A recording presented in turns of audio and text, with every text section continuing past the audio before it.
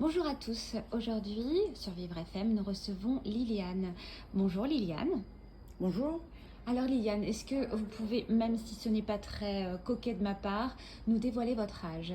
Oui, je suis née en 1931, Ce qui fait, pour ceux qui ne j'ai sont pas forts, 90 ans. très bien. Et alors, cette vie de 90 ans, est-ce que vous pouvez nous confier qui vous êtes, où vous êtes né, où vous avez grandi, quel était votre métier? Ça fait beaucoup de questions. Oui, alors en premier, d'abord je suis née en Tunisie, à Tunis même, le 1er février 1931, naturellement, j'ai dit. Et puis j'ai grandi jusqu'à l'âge de... J'étais à l'école au jardin d'enfants, après à l'école primaire, ensuite au collège Paul Cambon. Et ensuite, à 18 ans, j'ai commencé un petit peu à enseigner, et un peu à droite et à gauche, jusqu'à être reçue à l'Horte Alliance, où j'ai enseigné aussi pendant 4 ans. Je me suis mariée à l'âge de 21 ans. J'ai eu mon premier enfant à l'âge de 22 ans. Et j'ai décidé, avec mon mari naturellement, de partir construire ma vie en Israël. Et pourquoi ce choix, Liliane? Bien parce que j'ai toujours eu cette foi d'abord au peuple juif qui voulait rentrer de nouveau après tant d'années comment on appelle ça, tant d'années en hébreu je peux le dire, mais en français je peux pas. Enfin, 3000 ans. 3000 ans, les Juifs ne sont pas revenus chez eux. Et moi, ça m'était resté parce que j'écoutais. J'allais surtout dans un local de scouts qui s'appelait Bétar, et on parlait beaucoup du peuple d'Israël. On racontait un peu la vie du peuple d'Israël. Et je sentais que j'en faisais partie et que je voulais absolument, moi aussi, venir en Israël. Et en cachette de mes parents, je faisais tout ça. J'allais au club, au local, quoi. Mes parents ne savaient pas. Et puis, à l'âge de 18 ans, de 17 ans exactement, quand il y a eu la proclamation de l'État juif, en 48, j'avais 17 ans, j'ai voulu venir toute seule. Et mes parents ont refusé. Mais ils ont quand même promis que si je me mariais, je pouvais partir. Et pourquoi vos parents ne voulaient pas que vous partiez? Est-ce qu'il y avait une raison? Ils voulaient vous garder près d'eux ou il y avait une autre raison pour le fait qu'ils ne voulaient pas que vous veniez en Israël? Non, ils voulaient tout simplement que je sois avec eux d'abord. Ils étaient quand même pratiquants. Nous sommes une famille juive. Mon père était pratiquant, mes parents aussi, enfin mes deux parents. Mais ils n'avaient pas cette foi et cette conviction que le peuple tout entier d'Israël doit entrer en Israël, se trouver en Israël. Et quand il y a eu en 48 la proclamation de l'État d'Israël, que l'État d'Israël est né au fond en 1948, il y a eu une petite guerre d'ailleurs, eh bien, on aurait pu venir, ils auraient pu venir. Il n'y avait rien en Israël naturellement. Mais ils avaient peur aussi de l'inconnu. Et puis ils ont toujours vécu en France. Mes parents sont nés en Tunisie, c'est comme la France. Tunis, c'est comme la France. Il y avait le quartier français, le quartier juif, le quartier musulman. Mais quand tu avais grandi dans le quartier français, tu étais française presque à 100%. Tu faisais partie de la France. Tu connaissais tout ce qui se passait, toute l'histoire de France, naturellement. Nos ancêtres, les Gaulois, Charlemagne, tout, enfin tout. Toute l'histoire de France, les rois, les guerres, la royauté, naturellement, la Révolution, Napoléon, tout ça, on a tous étudié. On était français à 100%. Nous, en tout cas, on n'avait pas la nationalité française, parce que mon père ne voulait pas que mon frère soit soldat, devienne soldat dans l'armée française. Pas parce qu'il était l'armée française, il ne voulait pas qu'il soit soldat, tout simplement. Et puis vraiment, en 52, j'ai rencontré mon futur mari, on s'est mariés, et on a décidé de partir en Israël. Ça nous a pris quand même de 52 à 56, 4 ans de préparation. Votre mari avait un métier Oui, mon mari, oui, il était horloger Il avait une boutique à lui, pas lui. Il dirigeait une grande maison d'horlogerie et de lunetterie, on appelle ça, D'optique. d'optique. On était vraiment très bien. On s'est mariés, on a même loué une villa à côté au 4e. Ça s'appelle le 4e, juste à 4 km de Tunis. Et il a exercé le métier d'horloger en Israël quand vous êtes arrivé, ou il a fait autre chose? Non, non, non. Entre-temps, même tout en étant horloger, il avait fait un peu de comptabilité, comme ça. Je ne sais pas pourquoi, de reste. Il a fait. Et mon fils est né en 53. Et en 56, nous avons décidé de partir en Israël. Entre-temps, nous avons organisé une quarantaine de familles avec des enfants pour venir avec nous en Israël. Nous sommes venus. Et ça a été vraiment une expérience, quoi. C'était pas facile. Vous avez ressenti de la peur quand vous êtes venu ou Pas du tout. Non. Au contraire, on était vraiment... D'abord, on a fait un très bon voyage par Genova, par l'Italie. Mm-hmm. On est parti en bateau. Et en arrivant en Israël, j'ai même le journal m'arrive. On a été accueillis par des gens de l'agence juive et des journalistes. Ils ont écrit dans le journal. Mais naturellement, nous, à défaut des autres, ceux qui sont venus tout seuls, ils étaient dans des camps avec des tentes et des maisons en bois. Nous avons eu une maison, une véritable maison, comme une petite villa de 3 pièces, 2 chambres, une entrée et une cuisine. Seulement, il n'y avait pas d'électricité. Il y avait seulement des lampes à pétrole dans tous les coins. Il n'y avait pas de gaz, naturellement. Il n'y avait pas d'eau chaude. Il y avait de l'eau et pas d'eau chaude. Il n'y avait pas de douche, quoi. On devait chauffer comme ça sur le prémus qu'on avait apporté de Tunis. Et naturellement, les toilettes étaient en dehors. Ça, c'était vraiment très dur pour nous, mais on s'y est fait quand même. Et au bout d'une année, il y a eu la guerre du Sinaï. Ça, je m'en rappelle. Mon mari a été mobilisé, malgré qu'il était là seulement une année. Je ne sais pas pourquoi, parce qu'il était comptable et aussi horloger. Alors, il était démineur. Ils l'ont pris pour les mines ou les démineurs, je ne sais pas quoi. Et je me suis retrouvée toute seule, avec un enfant de 3 ans à peu près. On m'a aidé à creuser une tranchée à côté de la maison.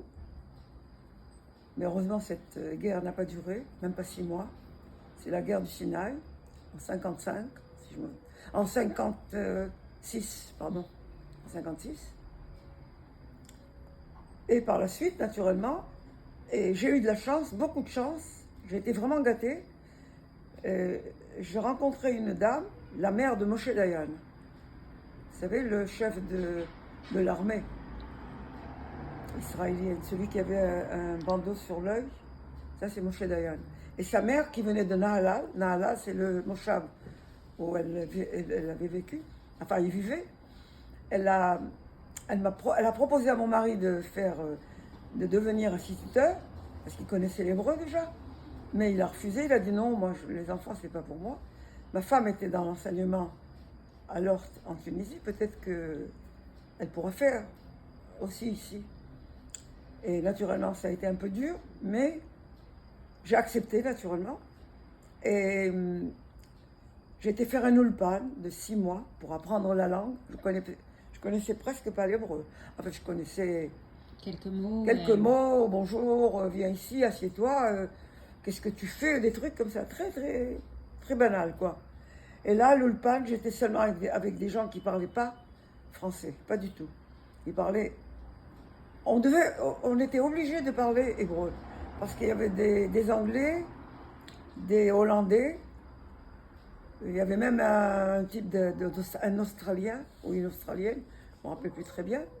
Naturellement, j'ai fait ça en interne.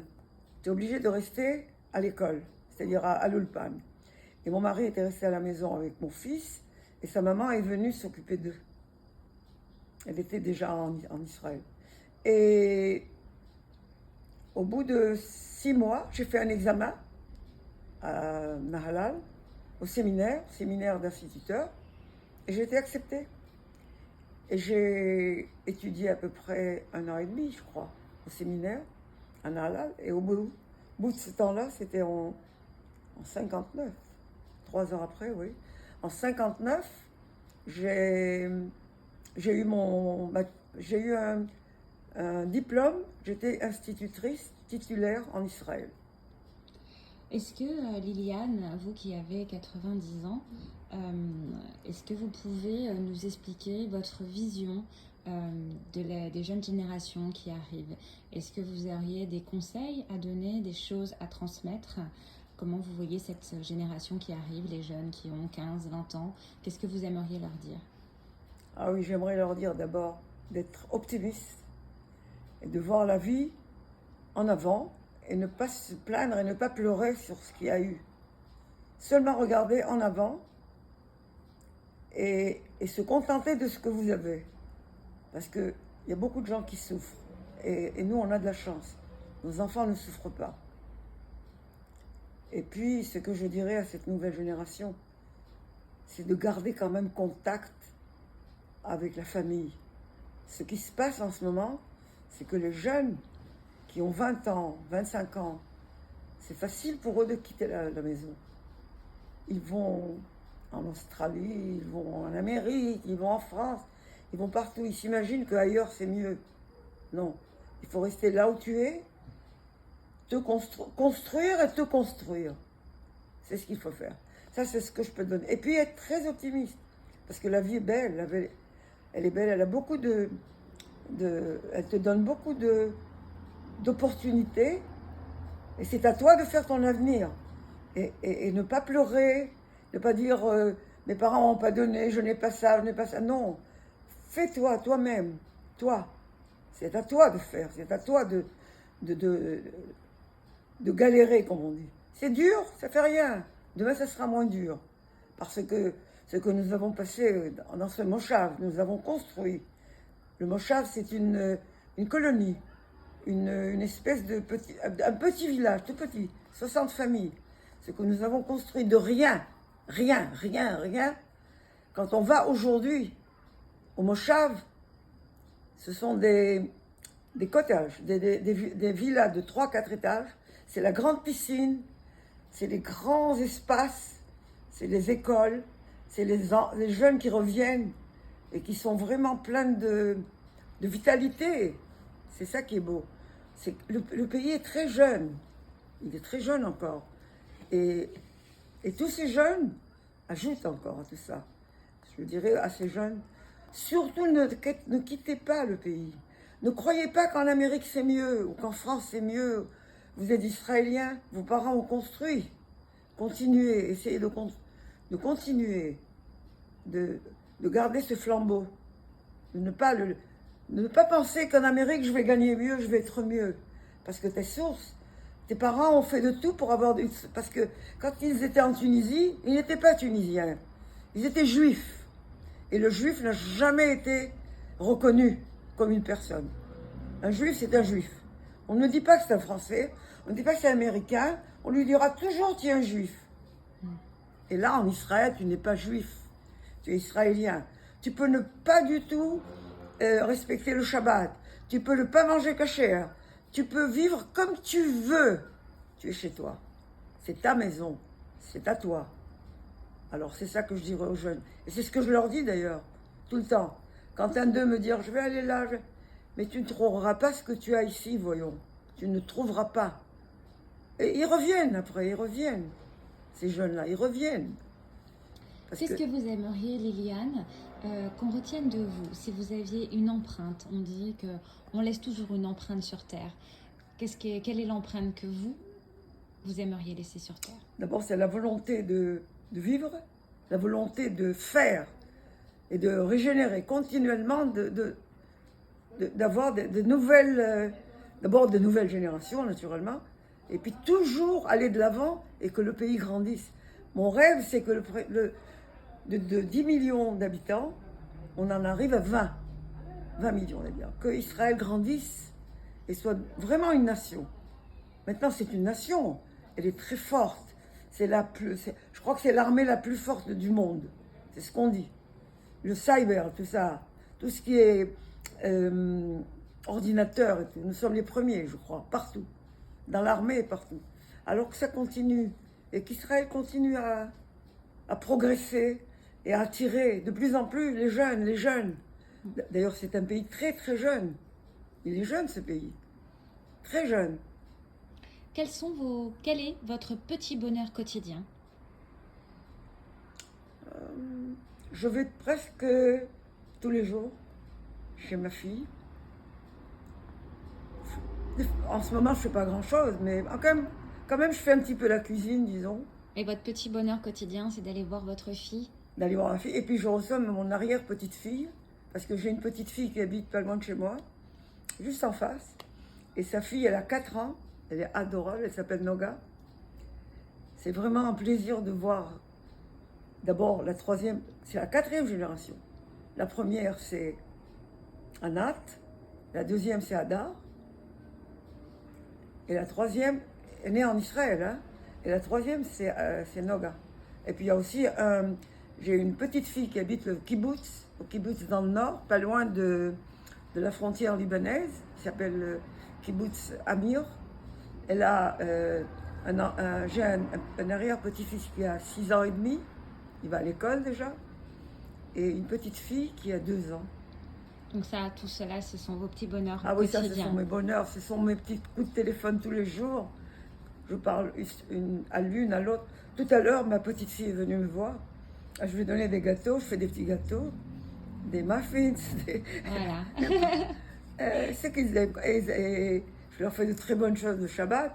Maintenant, moins parce que je suis fatiguée, quoi. À mon âge, je ne peux pas faire comme avant. Quelle est la chanson qui a marqué votre vie?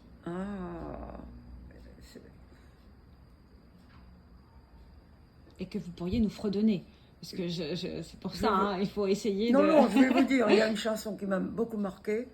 C'est Les Feuilles Mortes. d'Yves Montand. Je ne sais pas pourquoi. Non, depuis toujours. Et puis... Et vous pourriez la fredonner pour nous? Oui, bien sûr, je la connais par cœur. Alors allez-y, on vous écoute. Oh, je voudrais tant que tu te souviennes. Les jours heureux où nous étions amis. En ce temps-là, la vie était plus belle. Et le soleil plus brûlant qu'aujourd'hui. Les feuilles mortes se ramassent à la pelle. Tu vois, je n'ai pas oublié. Les feuilles mortes se ramassent à la pelle. Les souvenirs et les regrets aussi. Et le vent du nord les emporte dans la nuit noire de l'oubli. Tu vois, je n'ai pas oublié la chanson que tu me chantais. C'est une chanson qui nous ressemble, qui m'aimait et je t'aimais. Vous me faites pleurer, Liliane, hein? C'est vrai, ça. Ça, c'est... J'avais connu un garçon avant mon mari, c'était notre chanson. C'était votre chanson? Mon premier amour, disons. Et la chanson avec votre mari? Avec mon mari, c'était tous les tangos, parce qu'il était un très bon danseur. Mm-hmm. D'ailleurs, j'ai été il y a 2 semaines à un concert, et il y avait un trompettiste qui a chanté les chansons de Louis Armstrong et tous les tangos. Ah oui. Bésame mucho et tout ça. Waouh! Et j'étais effondrée.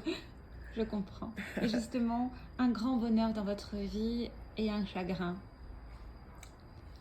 La chose que je ne peux pas, c'est-à-dire qui me chagrine encore, c'est d'avoir quitté mes parents.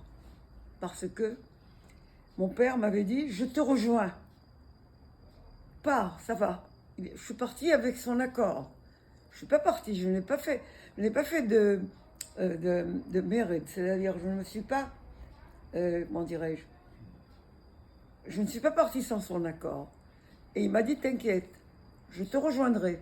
Dans un sens, heureusement qu'il n'a pas fait parce qu'il aurait beaucoup souffert. On a beaucoup souffert ici. Pour des gens de leur âge, ça aurait été terrible.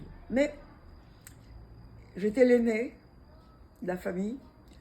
Je dirigeais toute la maison, je peux dire. Mes petites sœurs, je les habillais de la tête aux pieds. J'étais très bonne couturière parce que, je sais pas, c'était mon don. À l'âge de 12 ans, déjà, je me cousais mes jupes et mes robes et tout ça. Et puis, je faisais les cadeaux d'anniversaire. Je sais pas, je m'occupais. J'ai une différence avec ma dernière petite sœur de combien 17 ans. J'ai une petite sœur qui a 17 ans de moins que moi. Et nous étions 6, mon frère et moi. On était toujours, parce que nous avions 2 ans de différence, on était toujours ensemble. Alors lui, il a été plutôt à Paris, Strasbourg, et il a fait des études, il est devenu docteur en mathématiques et tout ça. Il a enseigné d'ailleurs à Strasbourg. Mais moi, j'ai préféré venir en Israël. Et je suis très contente de mon parcours. Vraiment. Et donc de vos regrets, c'était... Mon regret, c'est ne pas être restée avec mes parents et ma famille.